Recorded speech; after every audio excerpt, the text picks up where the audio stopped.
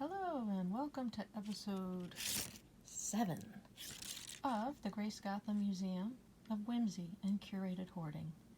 Today's 3 items are kind of a theme of sweet and dainty. Item 1.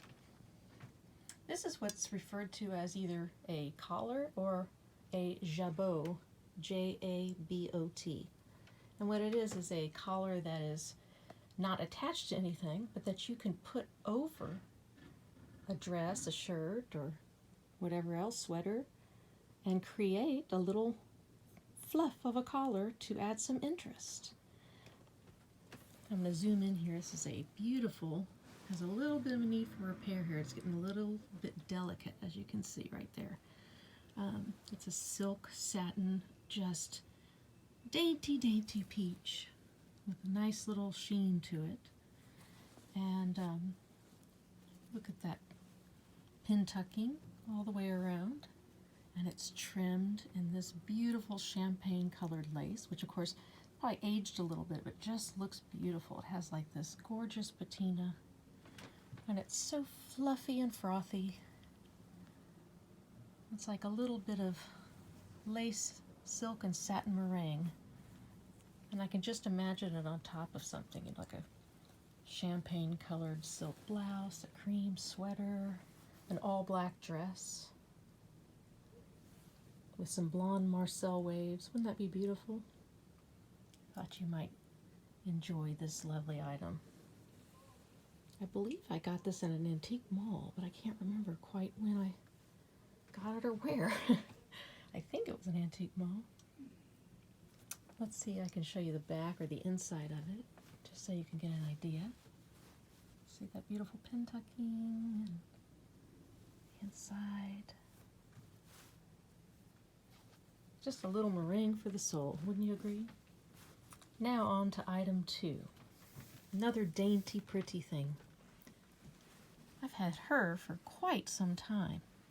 When I used to go scout for my shop, I would buy at antique malls all over the country, and I found her at one of them, I believe, maybe either Dallas, something. Anyway, what is she? She's a little flapper lady with fur here, and don't at me, this is vintage fur.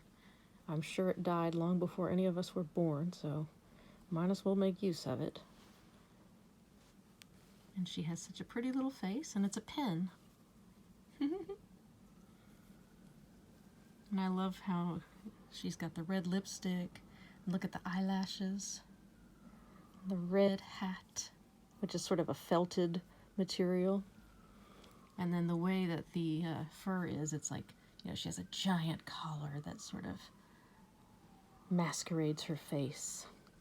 And so it gives off this glamorous vibe, don't you think? So cute. Last but not least, this is sort of a little mini episode.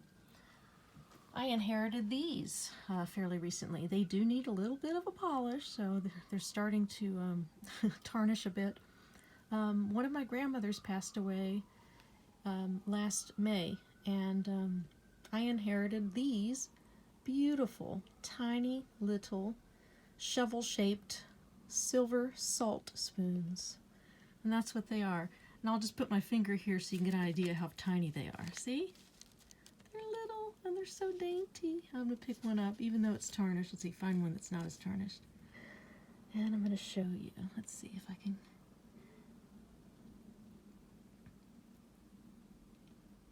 See the pattern on there? It's like a little floral pattern. As far as I know, these are from the 50s. I did some research.